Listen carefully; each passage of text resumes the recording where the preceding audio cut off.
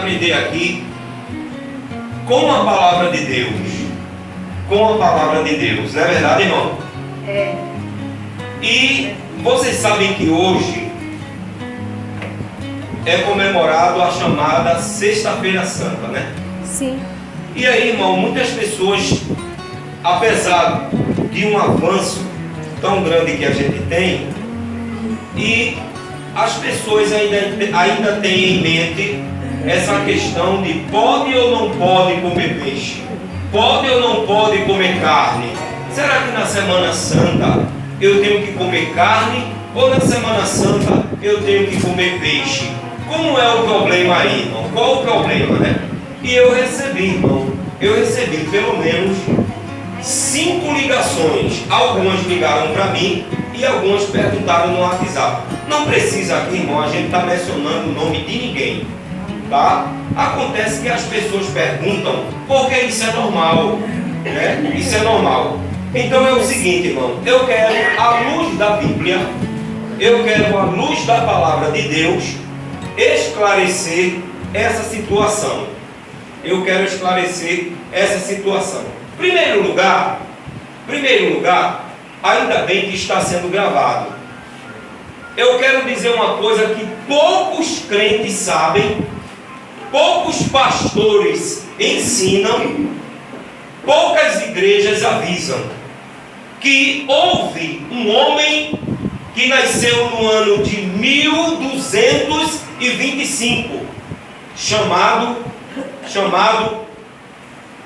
São Tomás, ou Thomas. Esse homem, ele nasceu em 1225 e viveu até 1275. Este homem, ele nasceu uma vida religiosa e ele começou a praticar o catolicismo romano. E este homem, chamado de São Tomás, ou São Thomas, depende muito da linguagem que muito aplica, diz que ele teve essa doutrina. Ele era um homem filósofo, inclusive ele viveu na época dos filósofos Sócrates, os melhores filósofos gregos, que por sinal andava com ele, teve com ele. Isso conta a história.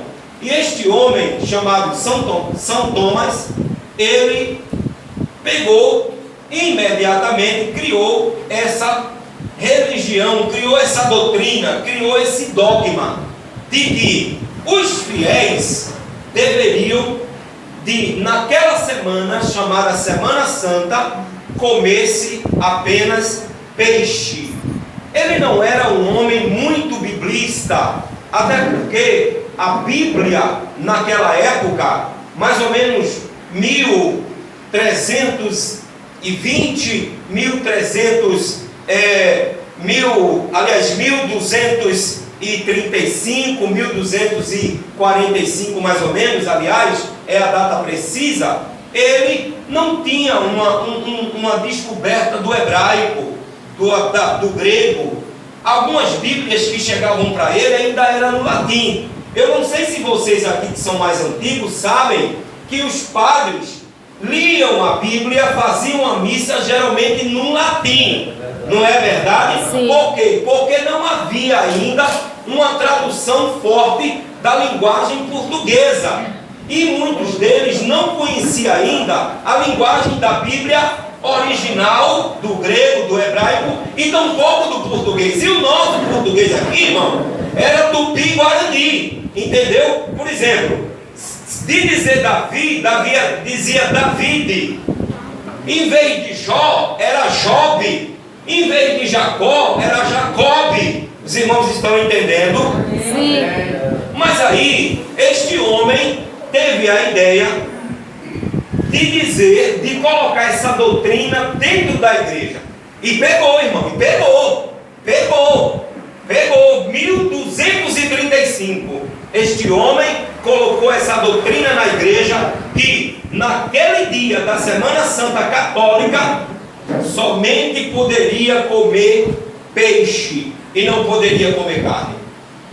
O tempo foi se passando, Entrou o primeiro ano, segundo ano, terceiro ano, 10 anos, 20 anos, 30 anos. O povo foi seguindo este costume. Na ocasião, a igreja evangélica era muito pobre, era fraca ainda. Era muito pobre, era fraca. Isso em 1235. O Brasil foi descoberto em 1500. Quando foi em 1240, 10 anos mais tarde, Martinho Lutero ele se rebela contra os dogmas, a doutrina da Igreja Católica. E aí ele começa a ler a Bíblia. Ele já conhecia o grego, ele já conhecia o latim, e ele começou, junto com o padre João Ferreira de Almeida, a traduzir a Bíblia para o português original que agora temos. E agora ele começou a traduzir da linguagem portuguesa. E aí, Martinho Lutero, ele começou a descobrir que ele estava no lugar errado. A história conta que Martinho Lutero, quando ele teve posse da Bíblia, porque a Igreja Católica não permitia que a Bíblia fosse para a mão dos fiéis. Mas quando a pessoa fosse um monge, um frade ou um padre, já poderia ter a Bíblia na mão. E Martinho Lutero,